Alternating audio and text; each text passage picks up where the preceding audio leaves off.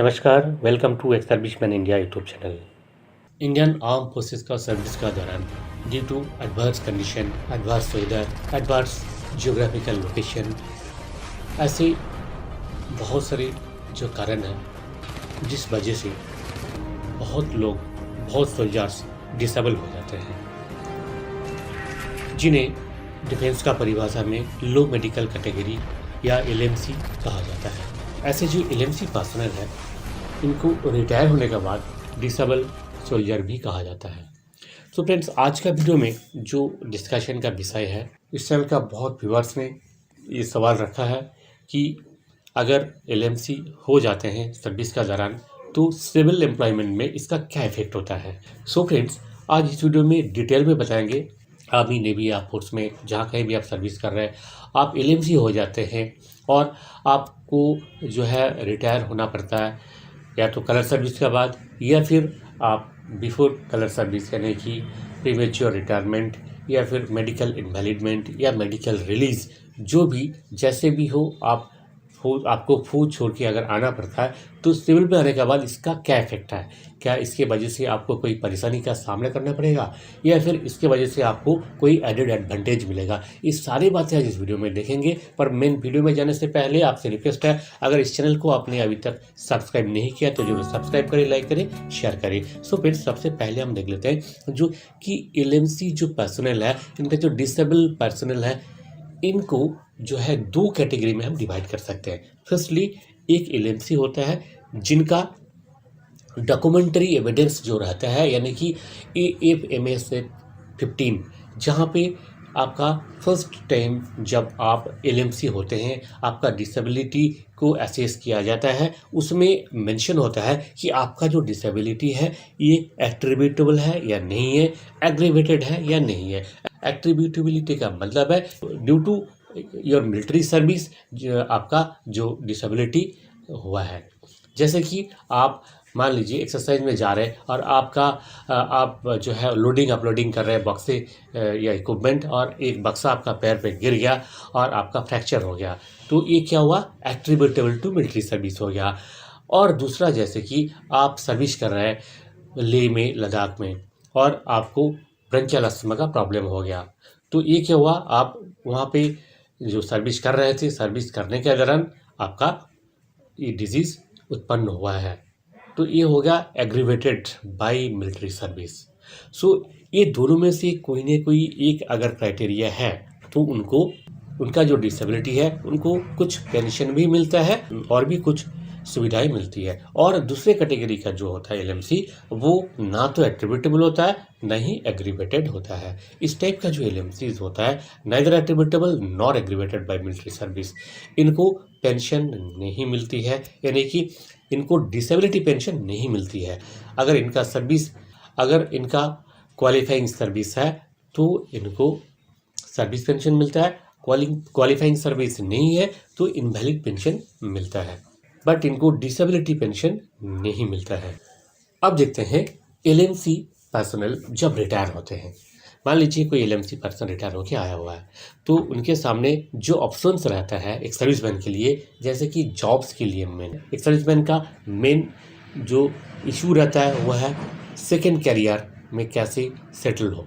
तो second career में settle होने के लिए जहाँ कहीं भी एक सर्विसमैन कोटा मिलता है, वो सारे कोटा एक सर्विसमैन का जो भी कोटा है वो डिसेबल एक सर्विसमैन कोटा के लिए भी एप्लीकेबल होता है, irrespective of years of service rendered in arm forces. आप आर्म फोर्सेस में कितने साल सर्विस किया, इन पर डिपेंड नहीं करता है आपका एक सर्विसमैन कोटा।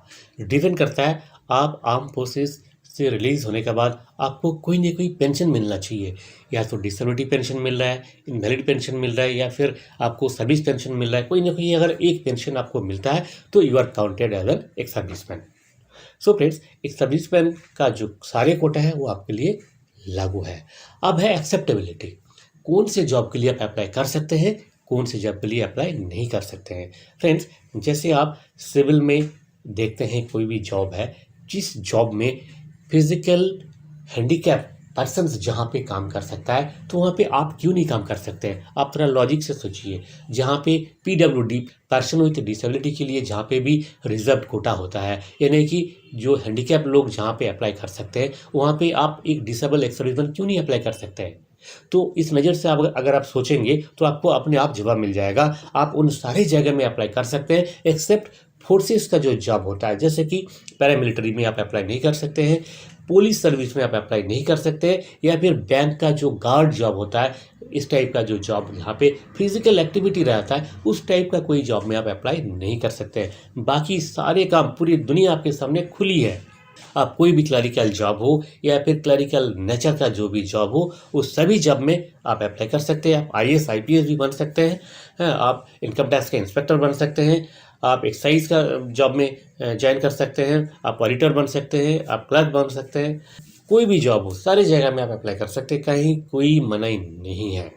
आप डिसेबल हुए हैं फौज की वजह से, फौज का काम की वजह से, यानी कि देश का सेवा में आप अपने आप को डेडिकेट किया और वहाँ जाके डिसेबल होने के बाद सम्मान के साथ आप रिलीज़ हुए हैं।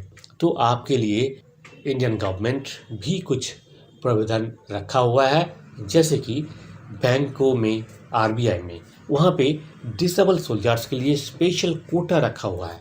अगर आप डिसेबल सोल्जर है, आपके पास डिसेबिलिटी का सर्टिफिकेट है, तो आपके लिए स्पेशल कोटा है जो different from ex serviceman. As a disable ex serviceman अलग से कोटा है और उस कोटा में बहुत कम लोग अप्लाई करते हैं, क्योंकि आधे को तो पता ही नहीं रहता है कि ऐसे भी कोई कोटा होता है। तो आपके लिए एक अपॉर्चुनिटी है, आप अगर डिसेबल है तो आप उस कोटा में अप्लाई करके इजीली कोई जॉब पा सकते हैं।